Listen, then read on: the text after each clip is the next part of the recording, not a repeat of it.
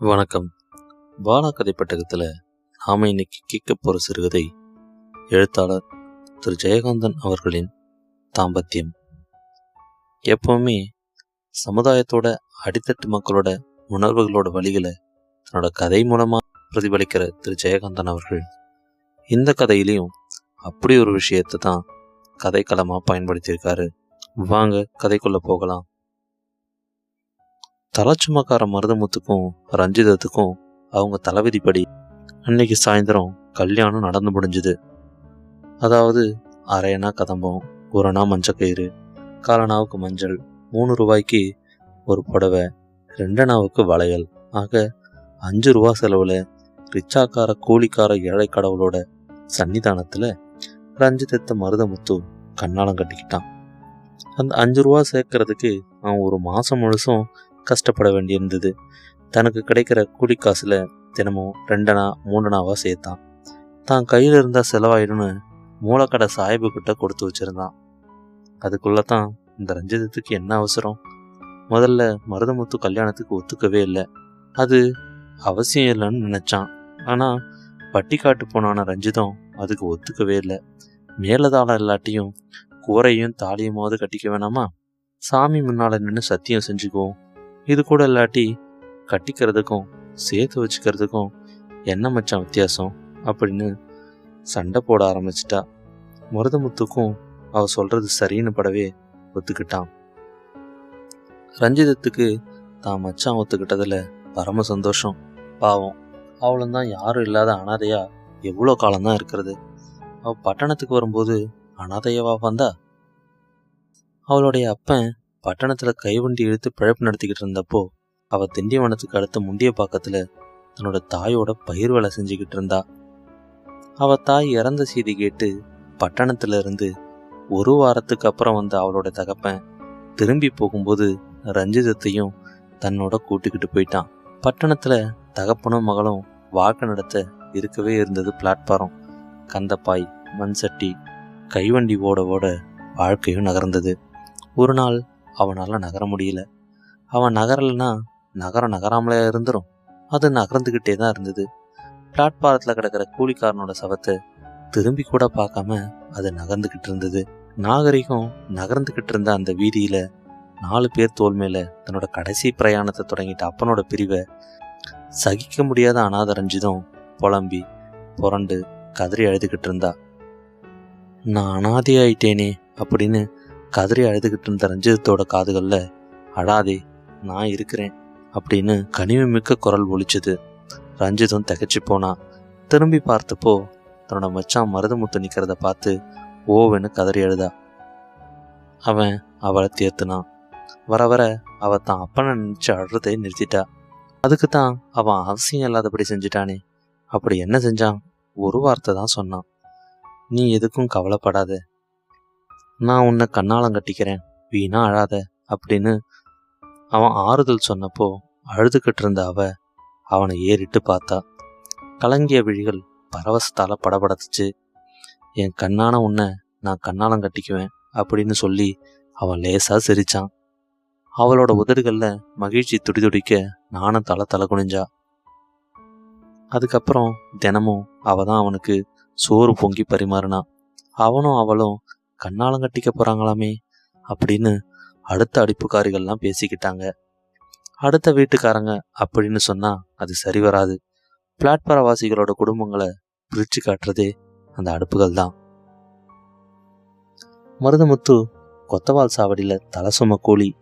தினசரி கிடைக்கிற 6 அணா 8 அணா வருமானத்துல 2 அணா 1 அணா எப்படியோ மிச்சம் பிடிச்சி ரஞ்சிதத்துக்கிட்ட கொடுத்துடுவான். பகலெல்லாம் கூலி வேலை. சாயந்தர நேரத்துல அவகிட்ட சிரிச்சு சிரிச்சு பேசுறதோட விளைவா இரவு நேரத்துல அவன் மனம் அவளை எண்ணி தவியா தவிக்கும். எதிர்கால இன்பத்துக்கு நிகழ்காலத்துல துடியா துடிக்கும். ரஞ்சிதம் அதுக்கெல்லாம் மசீர ஆள் கிடையாது. ஏன்னா அவ பட்டணத்துக்கு வந்து ரொம்ப நாள் ஆகல. இன்னும் பட்டிக்காட்டுத்தனம் அப்படியே இருந்தது. சாமி முன்னாடி நின்று சத்தியம் பண்ணி தாலி கட்டுனாதான் அப்படின்னு கண்டிப்பா சொல்லிட்டா. கடைசியில எப்படியோ காசு சேர்ந்துடுச்சு. சோறு விற்கிற கிழவி ஒருத்தி மருதமுத்தையும் ரஞ்சிதத்தையும் பார்த்து அவராசியா வாழணும் அப்படின்னு ஆசீர்வாதம் பண்ணான். என்ன மச்சான், கண்ணால சாப்பாடு எப்போ அப்படின்னு மருதமுத்துவோட நண்பர்கள் அவனை கேலியும் கிண்டலும் செஞ்சாங்க. சிறுவர்கள் அவங்கிட்ட வெகுமானம் கேட்டாங்க. அவனும் சிரிச்சுக்கிட்டே 2-3 காலனாக்களை வெகுமானமாக கொடுத்தான். லோன் ஸ்கொயர் பார்க்கில் கம்பி வேலியோட ஓரமாக எழுந்துருளி இருக்கிற பிள்ளையாரோட புறாக்குண்டு மாதிரியான மகா சன்னிதானத்தில் அவன் ஏற்றி வச்ச தர்ம விளக்கு ஜோதியா சுடரா ஒளியா மகா ஹோமமாக எரிஞ்சுக்கிட்டு இருந்தது. ஓரணாவுக்கு கடல் எண்ணெயில் வாங்கி ஊற்றிருக்கிறான். பார்க்குக்கு எதிரில் மாதா கோயில் சுவர் ஓரமாக கட்டவண்டி, கைவண்டி, குப்பைத்தொட்டி இதெல்லாம் சேர்ந்து உருவான குடிசையோட அடுப்பில் மீன் குழம்பு கொதிச்சுக்கிட்டு இருந்தது. கஞ்சி முடக்கிற புதுப்புடவையோட விறப்போடு கூடிய கொசுவத்தை மடக்கி காலுக்கு நடுவில் செருகிக்கிட்டு குனிஞ்சு நின்று குழம்ப தொடாவிக்கிட்டு இருந்த ரஞ்சிதத்தோட கைகளில் கலகலக்கிற கண்ணாடி வளைகளும் கழுத்தில் தொங்கின மஞ்சள் சரட்டுலையும் மஞ்சள் பூசின கண்ணக்கதுப்புலையும் குங்குமப்பொட்டோட ஜிகினா துகள்லையும் அடுப்போட தீஜுவாலை நாள்புறமும் சுழன்று குழம்பு சட்டியோட அடிப்பாகத்தை நக்கி நிமிர்ந்த தீநாக்கோட செவ்வொளிப்பட்டு பிரகாசிச்சுக்கிட்டு இருந்தது. அவ அடுப்பை எரியிற கங்குகளை பார்த்தவன்னு நின்றுக்கிட்டு இருந்தா. அவ கண்ணில் கங்குகளோட பிம்பம் பிரதிபலிச்சுது. அவ முகத்துல புதிய, இதுவரை மருதமுத்து பார்க்காத, அனுபவிக்காத ஒரு அழகு, ஒரு தேஜஸ், ஒரு மயக்கம், ஒரு லாகிரி என்னவோ தோணுச்சு. அவன் முகத்தையே பார்த்துக்கிட்டு அவ பக்கத்திலே குத்துக்காலிட்டு உட்கார்ந்துட்டு இருந்தான் மருதமுத்து. அவனோட இதழ்களுக்கு இடையில சிரிப்பு சுழிச்சுது.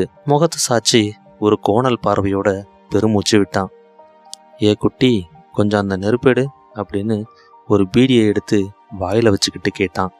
ஐயே, கூப்பிடத பாரு, குட்டியாமில்ல குட்டி அப்படின்னு முனகிக்கிட்டே தீப்பத்தின சுள்ளி ஒன்றை எடுத்து அவங்கிட்ட நீட்டுனான். சுள்ளியை வாங்கும்போது அவளுடைய கையும் சேர்த்து பிடிச்சிக்கிட்டான் மருதமுத்து. அவளோட கைகளில் அடுக்கி இருந்த கண்ணாடி வளையலோட விளையாடிக்கிட்டே கொஞ்சுகிற குரல்ல, கண்ணாலம் நீயே கண்ணாலம் கட்டியாச்சு, இப்போ என்ன சொல்லுவியா அப்படின்னு குரலை தாழ்த்தி அவ காதோரமாக குனிஞ்சு ஏதோ ரகசியம் சொன்னான். அதை தொடர்ந்து கண்ணாடி வளையலோட சத்தத்தோட அவளோட சிரிப்பும் சேர்ந்து கலகலக்க, கையை விடுமச்சான், அடுப்பில் குழம்பு கொதிக்குது அப்படின்னு சினுங்கிக்கிட்டே அவனோட பிடியிலிருந்து கையை விடுவிச்சுக்கிட்டு ரஞ்சிதம் முந்தானையால முகத்தை மூடிக்கிட்டு உள்ளூர சிரிச்சா. அவளை வெக்கம் பிடிங்கி தின்னுச்சு. சொன்னாதான் இனிமே என்ன கேட்கறது அப்படின்னு சொல்லிக்கிட்டு மறுபுறம் திரும்பி அடுப்பை கவனிக்க போனா ரஞ்சிதம். சோறு சமைச்சு குழம்பு காய்ச்சி புருஷனுக்கு விருந்து படைச்சிட்டு தானும் சாப்பிட உக்காந்தா. எல்லாமே நடுத்தெருவில் தான். ரஞ்சி, நான் பார்க்கில் அந்த மூளை பெஞ்சில் படுத்துக்கிட்டு இருக்கேன் அப்படின்னு மற்றவங்க காதில் விழாதபடி சொல்லிட்டு போனா மருதமுத்து. சோறும் குழம்பும் நல்லா தான் இருந்தது. இருந்தாலும் ரஞ்சிதத்துக்கு சோறு கொள்ளவே இல்லை. மணி 10க்கு மேலாயிடுச்சு. பார்க்கோட மூளை பெஞ்சில் மருதமுத்து புரண்டு படுத்துக்கிட்டு இருந்தான். பெஞ்சுக்கு கீழே கிழிஞ்ச பாயும் பழைய போர்வையும் கிடந்துச்சு. அவனோட விரல்களுக்கு இடையில பீடி நெருப்பு கணிஞ்சிக்கிட்டு இருந்தது. இன்னும் தெருவில் சந்தடி அடங்கலை. தான் தூங்கிட்டதா அவன் நினச்சிக்கிட்டோம் அப்படின்னு சொல்லி லேசாக குரட்டையும் விட்டான். ஆனால் அவன் கையில் புகஞ்சிக்கிட்டு இருந்த பீடி துண்டு அவளுக்கு காட்டி கொடுத்துடுச்சு. அவளுக்கு சிரிப்பு வந்தது. சிரிப்பை அடக்கிக்கிட்டு மௌனமாக நின்றுக்கிட்டு இருந்தா. அவளுக்கு கழுத்து நரம்புகளில் உள்ளூர என்னவோ உரசி கிளுக்கிழுத்து ஓடி உடல் முழுவதும் பரவந்த மாதிரி இருந்தது. அவன் முகத்தில் சிரிப்போட ரேகைகள் ஓடி பாஞ்சி கழுக்குன்னு குரலும் வெடிச்சுது. அவளும் சிரிச்சா. 2 பேரும் ஒருத்தர் பார்த்து காரணத்தோடையோ இல்லை காரணம் இல்லாமையோ விழுந்து சிரிச்சாங்க. சிரிச்சு ஓஞ்சப்புறம் ரஞ்சிதம் பெஞ்சோட மறுகோடியில் நாணி கோணி உட்கார்ந்தா. ரஞ்சி, வெத்தலை பாக்கு வச்சிருக்கியா குடு. அவ வெத்தலையை மடிச்சு கொடுத்தா. மருதமுத்து வெத்தலையை சுவாரஸ்யமா மென்னுக்கிட்டே அவ பக்கத்துல வந்து உக்காந்தான். நல்ல நிலா வெளிச்சம். ஆனா அந்த காதலர்களுக்கு அது இன்பத்தை கொடுக்கல, இடைஞ்சலா தான் இருந்தது.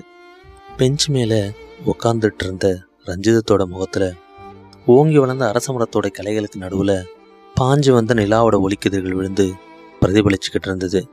அந்த வெளிச்சத்துல அவளோட விழிகள் மின்னுச்சு. வெத்தலை காவி படிஞ்ச உதடுகளில் ஊறி படர்ந்த வெத்தலை சாற்றோட மினுமினுப்பு மருதமுத்துவோட உதடுகளில் என்னவோ செஞ்சுது. அவன் உதட்டை கடிச்சிக்கிட்டு அவளையே பார்த்தான். அவள் கழுத்தில் கிடந்த கருவமணியும் மஞ்ச கயிறும் முறுக்கிக்கிட்டு மார்புக்கு நடுவில் தடுமாறி நெகிழ்ந்து கிடந்துச்சு. அவளோட தேகத்தோட வனப்பு மறைஞ்சும் மறையாமலும் மருதமுத்துவை மயக்கிடுச்சு. ரஞ்சி அவ பெருமூச்சு விட்டா. நில குழஞ்ச மருதமுத்து அவளை அவளோட வெற்றுடலை மார்பூர தழுவிக்கிட்டான். உடுமச்சான் அப்படின்னு திமிரிக்கிட்டு தன்னை சரி செஞ்சுக்கிட்டு நகர்ந்து உக்காந்தா ரஞ்சிதம். பார்க்குக்கு எதிரில் இருந்த முஸ்லீம் ரெஸ்டாரண்ட்டு இன்னும் மூடப்படாததை அப்போதான் அவன் கவனிச்சான். சி, இந்த பார்க்கு ரொம்ப நாஸ்டியாக போச்சுப்பா அப்படின்னு ஒரு வெள்ளை வெட்டிக்காரன் இவங்கள பார்த்து தான் பக்கத்தில் இருந்தவர்கிட்ட சொல்லிக்கிட்டே நடந்தான். மருதமுத்துவோட உடல் நாணி கூசுச்சு. ரஞ்சிதம் பரிதாபகரமாக விழிச்சா. நம்ம ஊர்லேயே கண்ணாலம் கட்டிக்கிட்டு இருந்தா அப்படின்னு அவ சொல்ல வந்ததை முடிக்க முடியாமல் ரஞ்சிதத்தோட குரல் அடைச்சிது. அவனும் பெருமூச்சு விட்டான். கஞ்சி இல்லாமல் போனாலும் நமக்குன்னு ஒரு குடிசையாச்சு இருக்கும்ல. பட்டினியோட ஒருத்தருக்கும் தெரியாமல் கௌரவமாக படுத்து கிடக்கலாம்ல. சி, இது என்ன பழப்பு? தெருவிலே கண்ணாலம் கட்டிக்கிட்டு தெருவிலே பிள்ளைய பெற்றுக்கின்னு தெருவிலே செத்தும் போகிறது அப்படின்னு சலிப்போடையும் வெறுப்போடையும் துயரத்தோடையும் ஏக்கத்தோட முனகிக்கிட்டா ரஞ்சிதம். அவன் மௌனமாக இருந்தான். கொஞ்ச நேரம் கழித்து ஒரு பெருமூச்சோட சொன்னான். என்ன பண்ணுறது ரஞ்சி, அவங்கவுங்க தலையெழுத்துப்படி தான் நடக்கும். ஊரில் உலகத்தில் எவ்வளோ பேர் கண்ணாலம் கட்டிக்கிறாங்க. பங்களா என்ன, கார் என்ன, அது இல்லாட்டி போனாலும் ஒரு சின்ன வீடு, ஒரு பஞ்சு மெத்தை அதாவது இருக்கும். நம்ம விதி இப்படி அப்படின்னு வருத்தத்தோட புலம்புனான். என்ன மச்சான், இதுக்கா நீ கவலைப்படுற? நீ இருக்கிற வரைக்கும் எனக்கு ஒரு குறையும் இல்லை. காரும் பங்களாவும் வச்சுக்கிறவங்க கதையெல்லாம் தெரியாது போல இருக்கு. ஆம்படையம் பொண்டாட்டி விஷயம் கச்சேரி வரைக்கும் சிரிக்குதே. நம்ம மாதிரி அவங்களுக்கு ஒருத்தர் மேலே ஒருத்தர் ஆசை இருக்குமா? இனிட்டும் என்ப இரவே நீ வா வா அப்படின்னு ஓட்டல் ரேடியோ விரகத்தால் உருகிக்கிட்டு இருந்தது. ஜனசந்தடி அடங்கிடுச்சு. ஹோட்டலில் கூட ஆள் நடமாட்டம் அதிகம் இல்லை. மணி 12 அடிச்சுது. பிளாட்பாரவாசிகள் எல்லாம் தூங்கிக்கிட்டு இருந்தாங்க. பனிமூட்டம் அவங்க மேலே படர்ந்து இருந்தது. விரைக்கிற குளிரில் அழுக்கு கந்தலுக்குள்ள அந்த ஜீவன்கள் முடங்கி கிடந்தது. பச்சை குழந்தைங்க தன்னோட தாயோட மார்பு சூட்டில் கதகதப்பில் படுத்து உறங்கிக்கிட்டு இருந்ததுங்க. அவங்களோட தலைமாட்டில் சொரிநாய்களும் கிழட்டு மாடுகளும் அறத்தூக்கத்தோட காவல் காத்துதுங்க. பார்க்கில் நிசப்தம் நிலவுச்சு. மருதமுத்து பெஞ்சிலிருந்து எழுந்து செடி மறைவில் விரிச்சிருந்த பழம்பாயில் படுத்து புரண்டுக்கிட்டு இருந்த ரஞ்சிதத்தோட பக்கத்தில் போய் உக்காந்தான். ரஞ்சி, ரஞ்சி, தூங்கிட்டியா? இல்லை. உனக்கு குளிருதா? ரெண்டு பேரும் முடமுடக்கிற அவளோட புதிய சிவப்பு புடவையில் போத்திக்கிட்டாங்க. போத்தி இருந்த புடவை மௌனமாக அசைஞ்சுது. திடீர்னு அந்த தெருவில் இருந்து ஒரே வெளிச்சம். அந்த வெளிச்சம் அவங்க மேலேயும் பட்டுச்சு. ஐயோ அப்படின்னு பதறனா ரஞ்சிதம். காரு தான் போயிடும். அவனுடைய தோளில் தன்னோட முகத்தை புதைச்சிக்கிட்டா ரஞ்சிதம். கார் போன அப்புறம் உலகத்தையும் தங்களையும் மறந்திருந்த அவங்க பக்கத்தில் காலடி ஓசையும் பேச்சு குரலும் சிரிப்பொலியும் கேட்டுச்சு. மினர்வா தேட்டரில் 2வது காட்சி முடிஞ்சு கும்பல் வீதியில் வந்துக்கிட்டு இருந்தது. மருதமுத்து எழுந்து பெஞ்சு மேலே போய் படுத்துக்கிட்டான். மருதமுத்துக்கு ஆத்திரமாக வந்துச்சு. யார் மேலே ஆத்திரப்படுறது? அந்த கும்பலில் ஒரு பகுதி முஸ்லீம் ரெஸ்டாரண்ட்டுக்குள்ளே படையெடுத்துச்சு. ரொம்ப நேரமாக சந்தடி அடங்கவே இல்லை. மணி 1 அடிச்சுது. அந்த முஸ்லீம் ரெஸ்டாரண்ட்லேயும் ஆளரவமே இல்லை. பார்க்கு பக்கத்தில் ஒரு ரிச்சாக்காரன் நின்றுக்கிட்டு இருந்தான். அவன் பக்கத்தில் ஒரு மஸ்லிம் ஜிப்பாக்காரன். அப்புறம் என்ன சொல்கிற? வா சாமி, நல்ல ஸ்டூடெண்ட்ஸுக்கு தான். பிராமின் சார், வண்டியில் ஏறு சார். மஸ்லிம் ஜிப்பாக்காரனை ஏற்றிக்கிட்டு நகர்ந்தது ரிக்ஷா. பிராட்வேயிலேருந்து பிரிகிற ஒரு சின்ன சந்தில் நுழைஞ்சி மறைஞ்சிது. தூ, இதுவும் ஒரு பொழப்பா? கஷ்டப்பட்டு வண்டி வலிக்கிற அந்த கைதைக்கு ஏன் இந்த பேமானி புத்தி அப்படின்னு காரி துப்புனா மருதமுத்து. ஏன் மச்சான் திட்டுற? ஊரும் உலகமும் இருக்கிறத பார்த்தா திட்டாமல் எப்படி இருக்கிறது? இன்னும் உனக்கு தூக்கம் வரலையா? எப்படி வரும் அப்படின்னு தனக்கு தானே பேசிக்கிட்டான் மருதமுத்து. அந்த நிலவு மேகத்தில் மறைஞ்சிக்கிட்டு இருந்தது. அந்த பௌர்ணமி இரவு இருள ஆரம்பிச்சுது. முஸ்லீம் ரெஸ்டாரண்ட்டும் மூடப்பட்டுச்சு. மனித சந்தடியே இல்லாமல் போச்சு. ஒரே அமைதி. பார்க்குக்குள்ள வளர்ந்திருந்த அரச மரத்தோட கிளைகளில் காகங்கள் சலசலத்துச்சு. விடிஞ்சிடுச்சுன்னு அதுங்களுக்கு பிரம்ம போல. அந்த வெளிரிய அந்த இருளோட பிடிப்புல ஊமத்தனம் காட்டுற மாதிரி நட்சத்திர ஒளி சாட காட்டிக்கிட்டு இருந்தது. நாய் ஒன்று எழுந்து உடலை வளைச்சி முடிச்சு சடசடத்து உதறி அலுப்பு தீர்த்தது மாதிரி எங்கேயோ வேகமாக ஓடிச்சு. மணி 2 அடிச்சுது. ரஞ்சி ரஞ்சி. பெஞ்சு காலியாக இருந்தது. செடி மறைவில் இலையோ இருளோ அசைஞ்சது. டக் டக் டக் டக். முதல்ல அந்த ஓசையை அவங்க பொருட்படுத்தவே இல்லை. டக் டக் டக் டக் அந்த ஓசை அவங்க பக்கமாக வந்தது. ஏய், யாரா அது? எழுந்து வாமே அப்படின்னு போலீஸ்காரனோட முரட்டு குரல்.